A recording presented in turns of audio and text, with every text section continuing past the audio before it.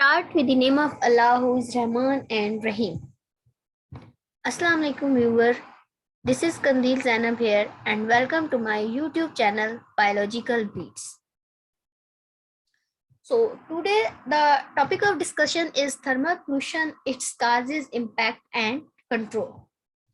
So let's start it.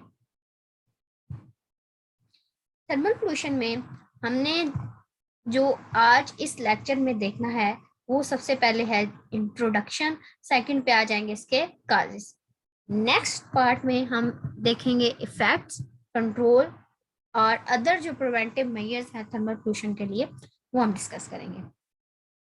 तो सबसे पहले हम क्या देखेंगे, इंट्रोडक्शन देखेंगे। थर्मल पोल्यूशन क्या होती है? थर्मल पोल्यूशन जब क्या होता है कि हार्मफुल इंक्रीज होता है वाटर टेम्परेचर के अंदर।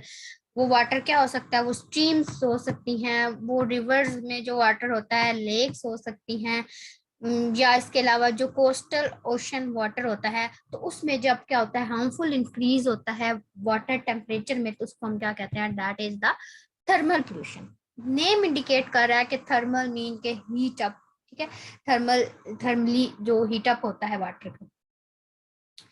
या हम ये भी कह सकते हैं कि जो रैपिड चेंज होता है टेम्परेचर में नेचुरल बॉडी ऑफ वाटर में तो उसको हम क्या कहते हैं, थर्मल पोल्यूशन कहते हैं। ज्यादातर अब इसकी क्या रीजन हो सकते हैं, किस वजह से जो वाटर बॉडी है वो हीटेड होती हैं। जब क्या होता है कि जो हीटेड डिस्चार्ज होता है इंडस्ट्रियल फैसिलिटी से या किसी दूसरी ह्यूमन एक्टिविटीज की वजह से, जिसको हम आगे डिटेल में इसके काजेस पढ़ेंगे, तो उसकी वजह से क्या होती है, थर्मल पोल्यूशन होती है। जब थर्मल पोल्यूशन हो जाती है तो उसके बाद हमने देखना है कि इसके क्या कंसिक्वेंसेस हैं। तो इससे क्या होते हैं कि जो डिसेप्शन हो जाती है नेचुरल सिस्टम में, उसके अलावा डिजीजेस होती हैं, हत्ता के क्या होती है कि जो इफेक्टेड पर्सन या इफेक्टेड ऑर्गेनिजम्स होते हैं उनकी डेथ भी हो जाती है। अब क्या होता है थर्मल पोल्यूशन में कि डिग्रेडेशन हो जाती है वाटर क्वालिटी पे, क्योंकि कोई भी चीज है उसकी क्या होती है एक स्पेसिफिक एक ऑप्टिमम लिमिट होती है टेम्परेचर की, पीएच वैल्यू की। तो क्या होगा, जब टेम्परेचर इंक्रीज हो जाएगा उसकी पीएच भी चेंज हो जाएगी और वाटर की जो क्वालिटी हो जाएगी उससे क्या हो जाएगा, डिग्रेड हो जाएगा। कोई भी जो वाटर एनवायरमेंट में जब टेम्परेचर में क्या हो जाएंगी, चेंजेस आ जाएंगी। अब हमने देखने हैं कि काजेस क्या होते हैं थर्मल पोल्यूशन के। थर्मल पोल्यूशन ह्यूमन बिहेवियर्स की वजह से भी हो सकती है और इसके नेचुरल काजेस भी हो सकते हैं। तो इसी तरह के कुछ काजेस पहले हम ह्यूमन बिहेवियर की वजह से जो थर्मल पोल्यूशन होती है उसको देखेंगे और नेक्स्ट हम नेचुरली जो थर्मल पोल्यूशन होती है उसके बारे में डिस्कस करेंगे। तो फर्स्ट पे आ जाता है use of water as a cooling agent in industrial plant.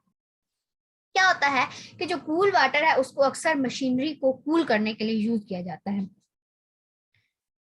जब वाटर तो यूज करते हैं मशीनरी को कूल करने के लिए, तो मशीनरी की जो हीट होती है वो क्या करती है, वो वाटर को क्या कर देती है, हीटअप कर देती है और फिर दोबारा से उस वाटर को उधर भेज देती है जहां से वो पानी आया होता है।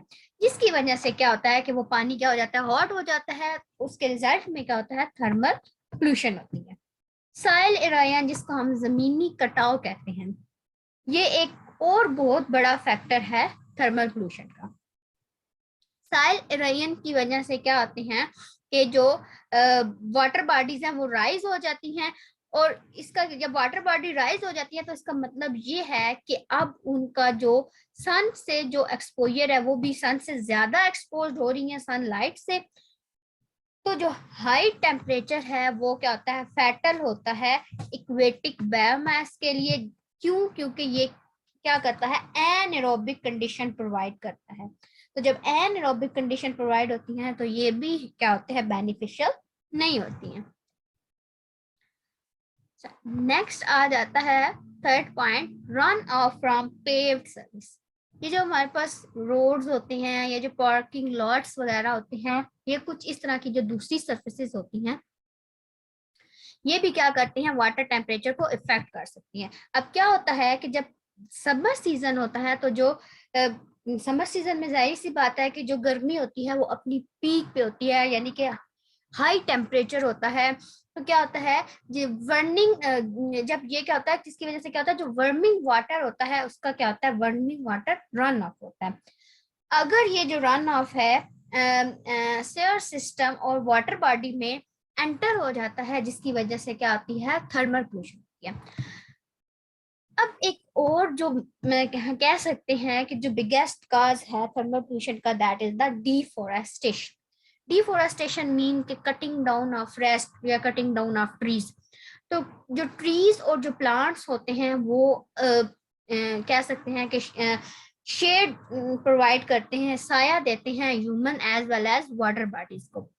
तो जब क्या होती है, ट्रीज की कटिंग होती है, मींस डिफोरेस्टेशन होती है, तो जो वो शेड्स होते हैं वो डिस्पियर्स हो जाते हैं, और हम या जो वाटर बॉडीज होती हैं वो किसके नीचे आ जाती हैं, सनलाइट हमारे ऊपर क्या बनने लग पड़ती है, ये वाटर बॉडीज पे डायरेक्टली सनलाइट आने लग पड़ती है, जिसके नतीजे में क्या होता है कि जो वाटर टेम्परेचर हो जाता है इंक्रीज। तो जब वाटर टेम्परेचर इंक्रीज होता है तो उससे क्या होती है, थर्मल पोल्यूशन होती है। नेक्स्ट पॉइंट आ जाता है कोल फायर पावर प्लांट।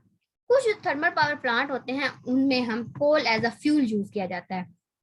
जो कोल फायर पावर प्लांट होते हैं वो सबसे कहते हैं कि एक मेजर सोर्स है या मेजर कंट्रीब्यूशन होती है उसकी भी थर्मल पोल्यूशन में।